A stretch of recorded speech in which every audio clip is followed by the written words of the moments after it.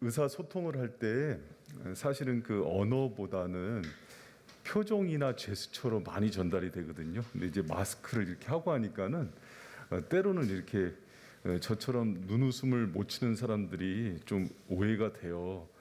사실은 입은 웃고 있는데 웃으면서 한다고 생각하시고 여러분 기쁘게 받으시길 축복합니다.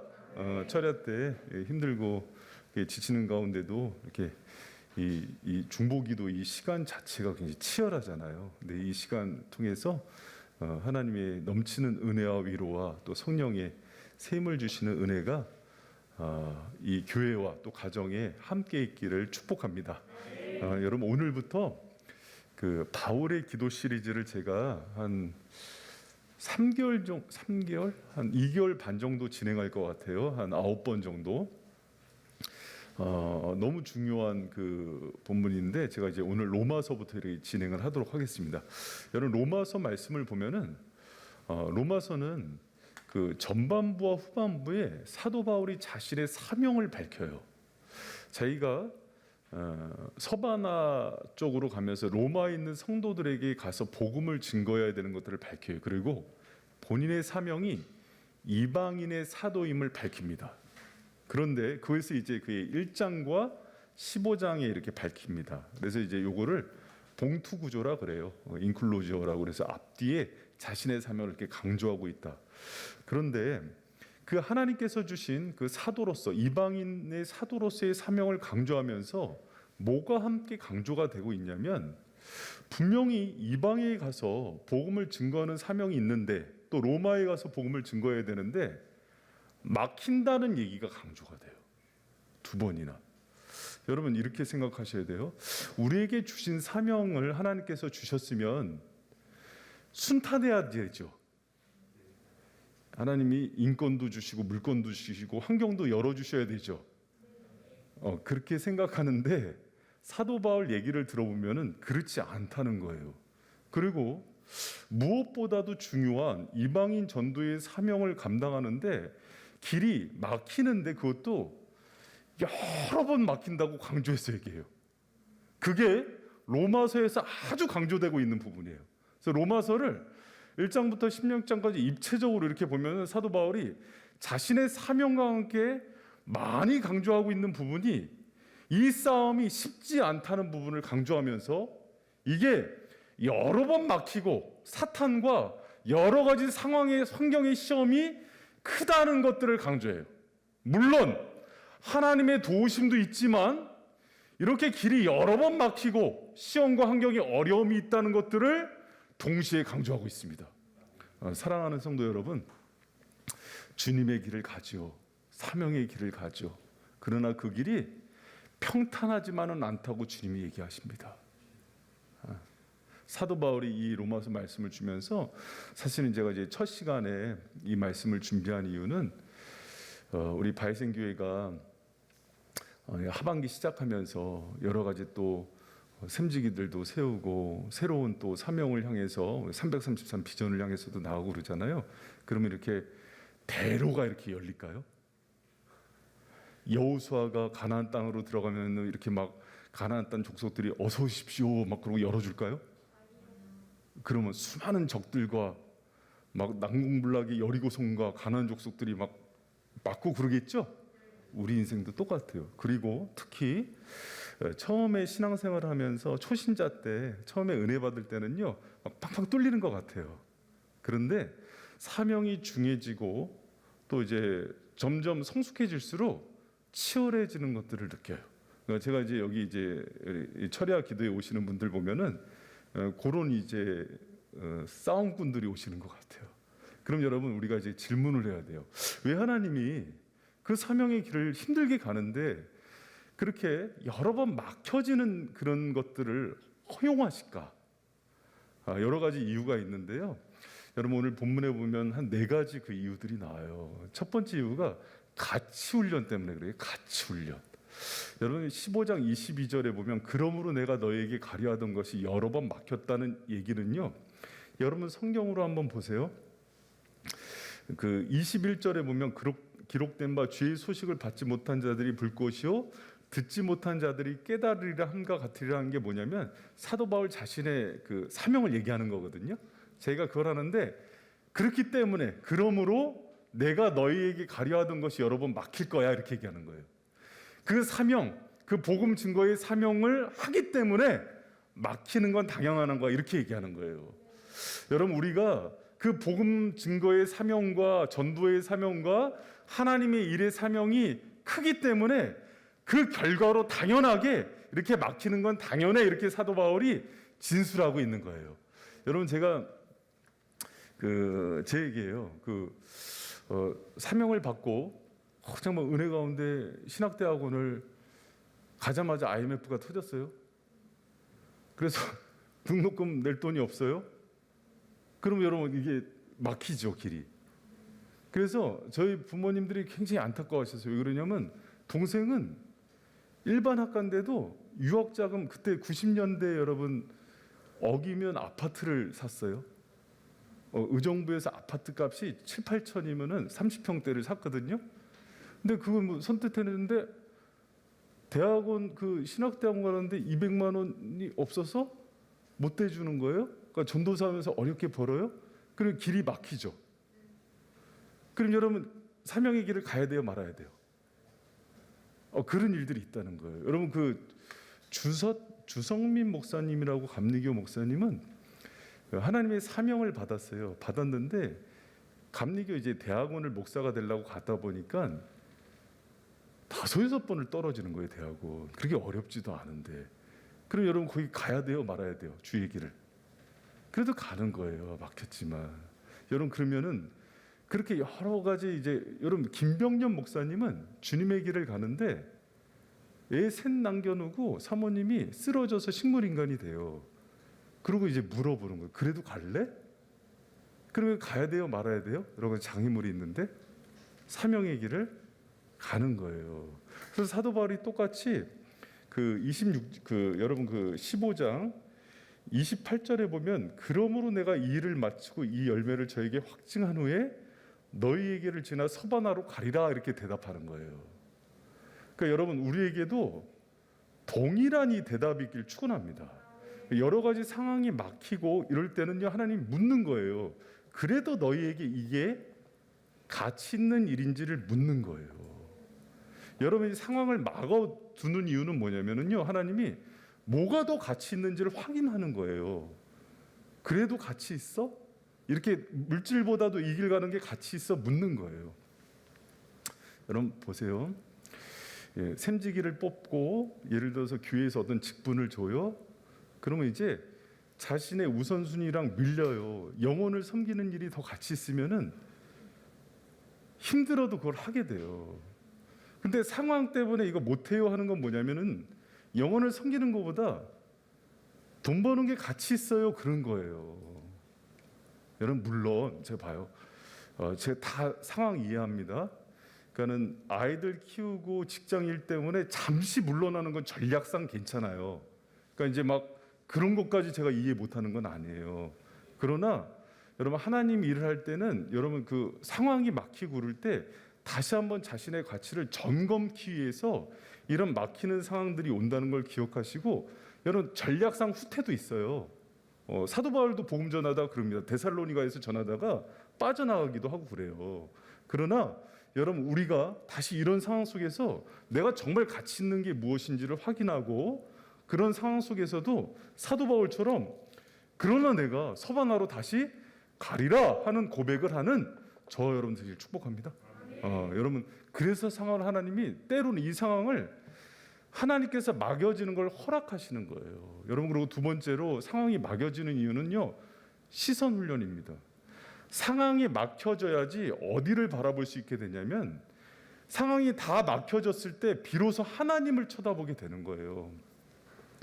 여러분 그 믿음에 대한 정의가 제일 잘 나오는 게 히브리서 11장 1절인데 믿음은 바라는 것들이 실상이요 보지 못하는 것들이 증거다 이렇게 얘기하잖아요.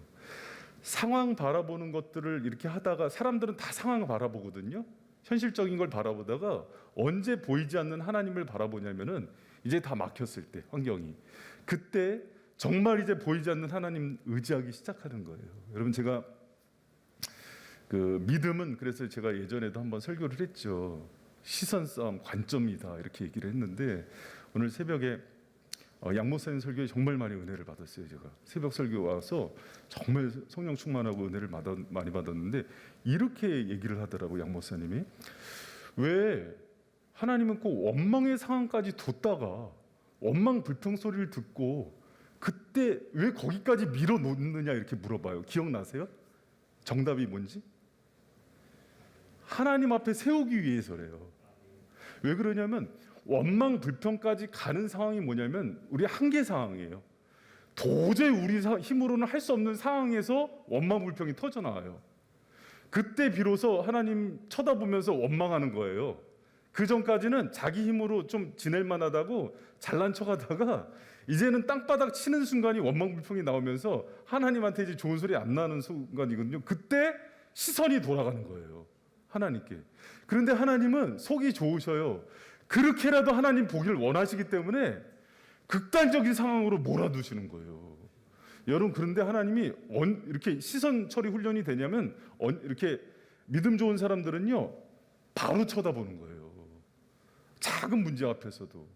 그러니까 여러분 막힌 상황을 주시는 이유는 뭐냐면은 빨리 누구 쳐다보라 그러는 거예요? 하나님 쳐다보라 그러는 거예요. 여러분 어떤 상황 속에서도 만약에 여러분 상황이나 환경이 안 좋고 어려운 상황이 오면은 그 상황은 그 너머에 계신 하나님을 바라보는 순간임을 기억하는 지혜로운 성도님들 되길 축원합니다. 여러분 그래서 정말 신앙이 좋은 사람들은요 팩트가 뭔지를 정확히 알아요. 현실에 보이는 상황이 사실이 아니라 사실 너머에 계신 하나님이 진짜 팩트라는 걸 기억하시기 바랍니다.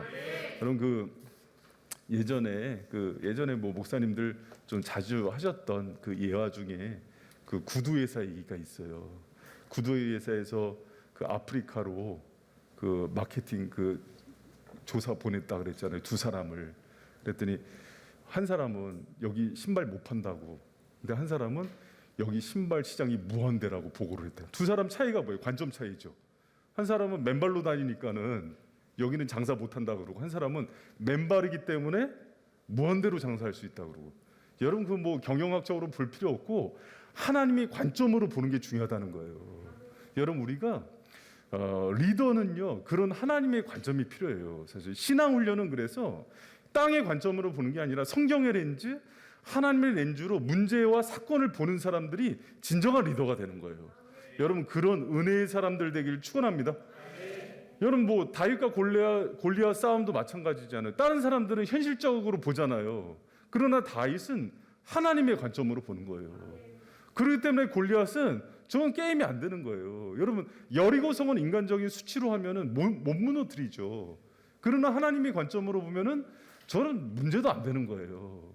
여러분 우리가 막혀진 상황을 주는 이유는 뭐냐면은요. 그 상황은 하나님의 시선을 배우는 순간임을 기억하시기 바랍니다.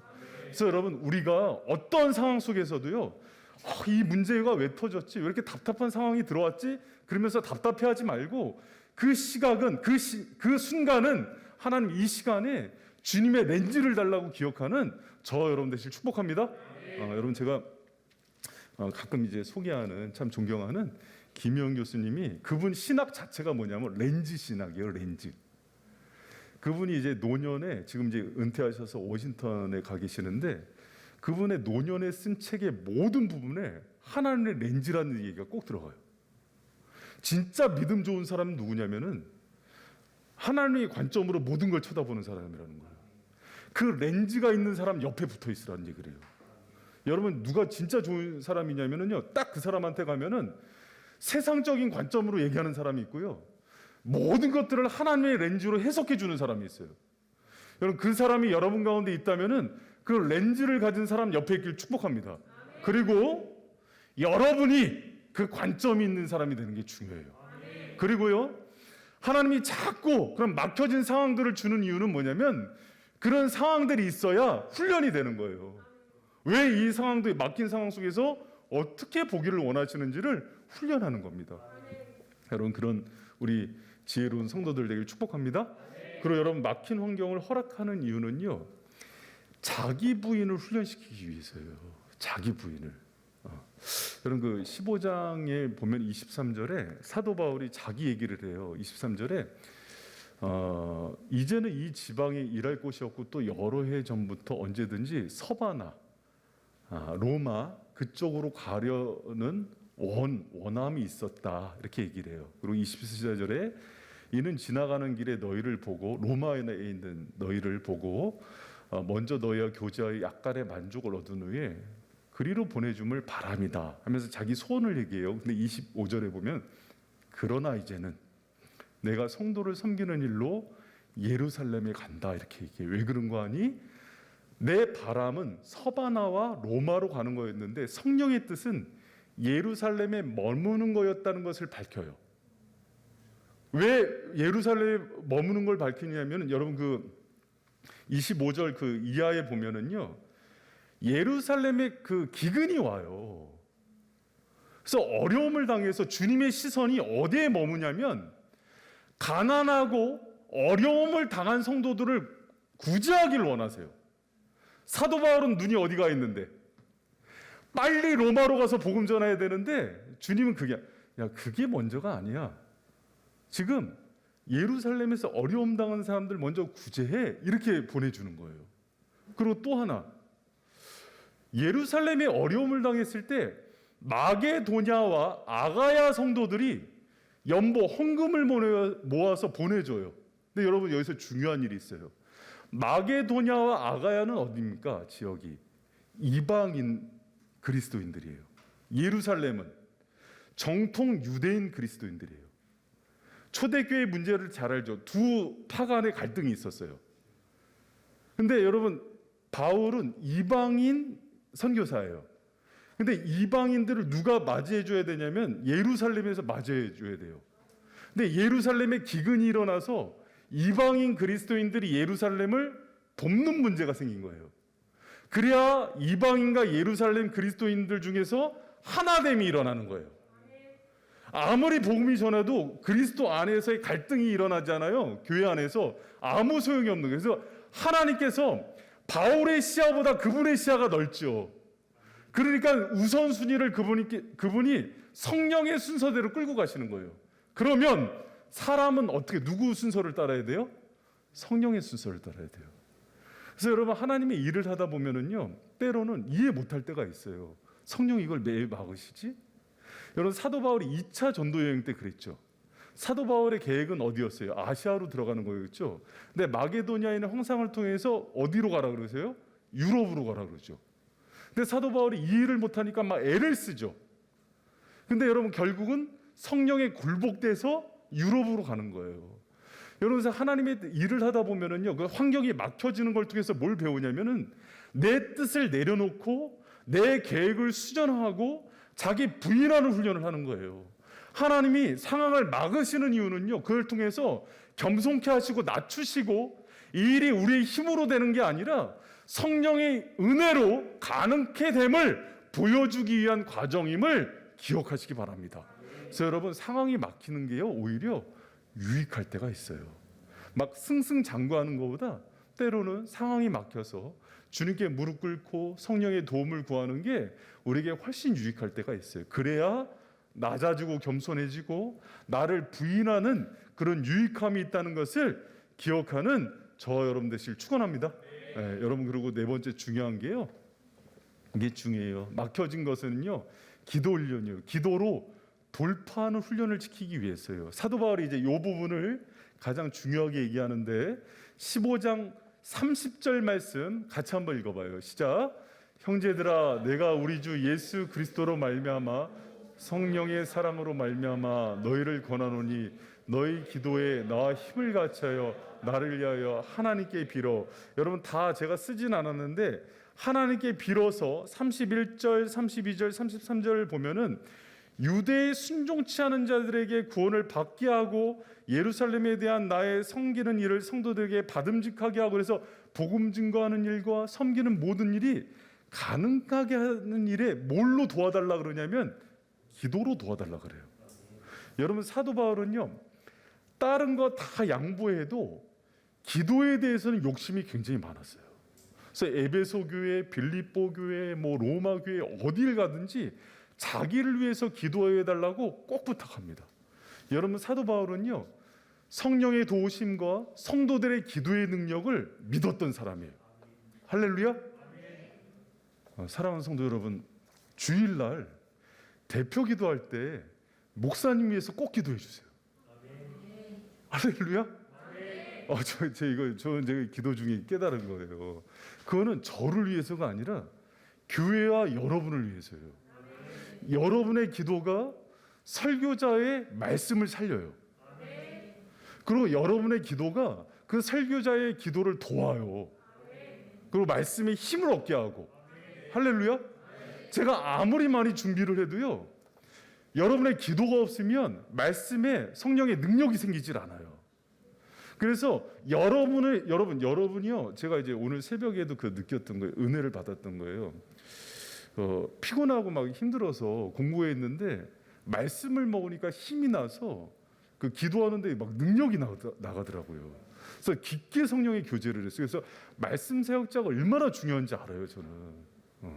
그래서 이제 뭐 일반 교회 가면은 부교육자들이 담임 목사보다 설교 잘하면 뭐 쫓겨난다 그러는데, 저는 설교 막 시들하게 하면은 혼나요. 사역자 회의 시간에도 설교 그렇게 하는 거 아니라고.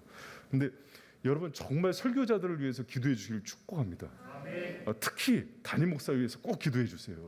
정신 차리게 해달라고. 할렐루야. 담임 목사가 정신 차리고 겸손하고 영혼들 사랑하고 세상에 물들지 않게 해달라고 기도해 주시길 부탁드립니다.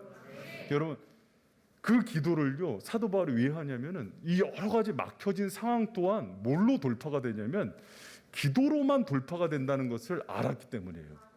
여러분, 사도 바울은요, 여러 가지 우겨싸움을 당하고 막혀진 상황과 어려운 상황을 판을 뒤집는 것을, 기도로 판을 뒤집는 걸 여러 번 해본 사람이에요. 여러분, 정말 기도의 사람들은요, 기도로 판을 바꾸고 환경을 바꾸고 상황을 바꾸는 게 무엇인지 경험하는 사람들이에요. 여러분, 우리가 이 철야 기도에, 제가 이제 사실 중보기도팀, 오늘부터는 사실 이제 기도 용사들을 이제 부르고 중보기도 팀을 부른 이유는요, 여러분, 중보기도 한 사람의 용사가 중요한 게, 사실은 기도하지 않는 100명보다 중보기도 한 사람이 판을 바꿔요.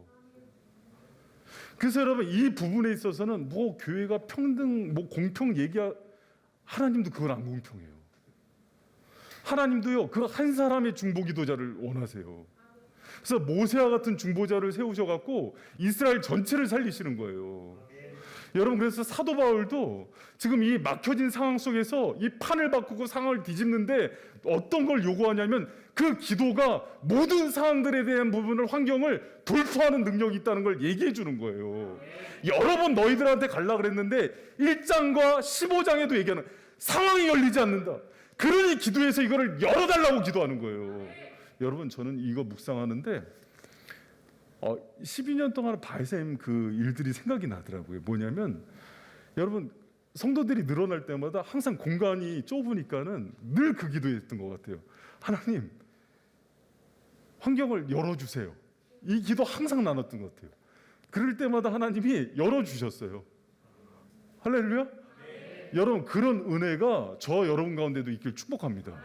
여러분, 환경을 열고 판을 바꾸는 거는, 여러분 봐요, 3년 6개월 동안 가뭄이 오고 비가 안 오고 그런 것들을요, 엘리야 한 사람의 기도로 바꿔버린다니까요. 아무리 눈앞에 여러분 홍해가 있어도 모세 한 사람의 기도가요, 길을 낸다니까요, 바다에.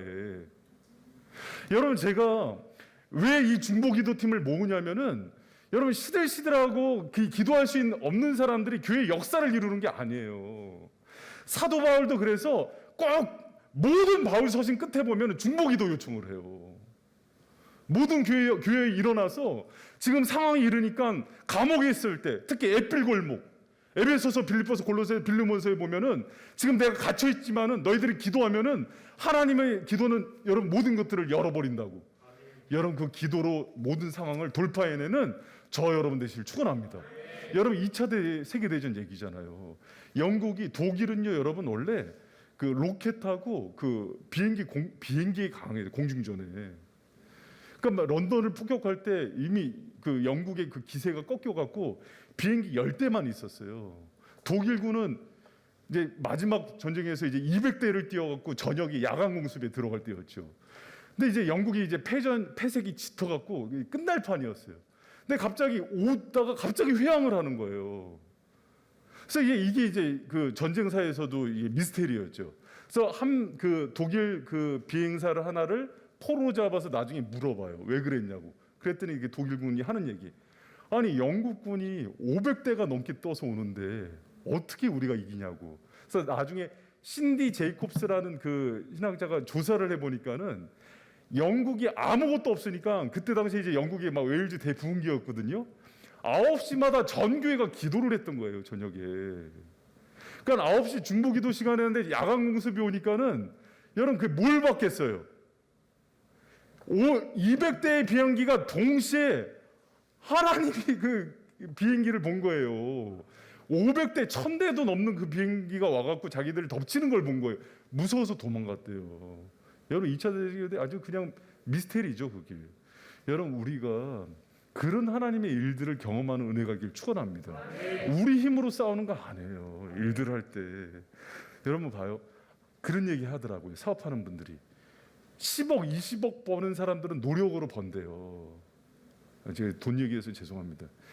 100억, 200억대, 500억대 부자들이 왜 안 나오냐면 그거는 장사하는 사람들도 알아요. 누가 도와줘야 된대요. 그래요? 근데 진짜 부자들은요, 여러분 하나님이 도와줘야 돼요. 사업도 그래서 하나님 도움으로 하는 법을 배워야 돼요, 여러분. 애들 키우는 것도 마찬가지고. 그래서 기도로 돌파해내는 게 뭔지를 여러분 배우셔야 돼요. 그거를 모르고 신앙생활하는 거는 너무 비참한 거예요. 그래서 여러분 제가 이번에도 이제 제가 요새 자꾸 잔소리하는 것은 죄송합니다. 샘지기들 수요일날 와서도 얘기한 게 다른 사람들은 그걸 몰라도 리더들이 알아야 돼요. 그래야 그 영역이 흘러가는 거예요. 리더들이 깨어나야지. 자기가 같이 있는 교사들이 깨어나야 학생들이, 리더들이 깨어나야 그 세몬들이 다 일어나는 거예요. 여러분 그 말씀의 맛을요, 목회자들이 알면 성도들이 그 맛을 알아요. 기도의 능력을 알면은 리더들이 알아요. 리더들이 알면 밑으로 흘러가는 거예요. 사도 바울이 그걸 아니까는 막 밑으로 그게 막 퍼져 나가는 거예요. 여러분 기도로요 판세를 뒤집어보고 환경도 돌파해보고 상황도 역전시켜봐서 그 다른 사람들한테 여러분 그것을 좀 전파하는 그 은혜의 사람들 되길 축원합니다. 할렐루야. 여러분 말씀을 맺겠습니다. 사도 바울이 로마서가 참 여러분 복음의 서신이죠. 그런데 사실은 앞뒤에 굉장히 자기가 이 복음을 전하는 데 있어서 상황이 막히고 환경에 어려움이 있다는 걸 강조해요. 그와 동시에 이 환경을 말씀으로 돌파하고 판을 뒤집었다는 것을 같이 강조합니다. 이게 바울 서신의 맨 마지막에 항상 등장해요. 여러분 저는 이 코로나의 상황은요 갇혀 있고 방에서 뒹굴라고 준 상황은 아닌 것 같아요. 그 상황 속에서 기도로 일하는 법을 배우길 축복합니다. 여러분 그래서 하나님께서 정말 중보기도로 어떻게 일하시고 역사하시는지를 경험하시고 또 여러분 막힌 상황을 기도로 돌파하는 게 무엇인지를 배우시고 하나님의 은혜로 여러 가지 역사를 이루어가는 정말 복된 바이셈 성도들 되길 축원합니다.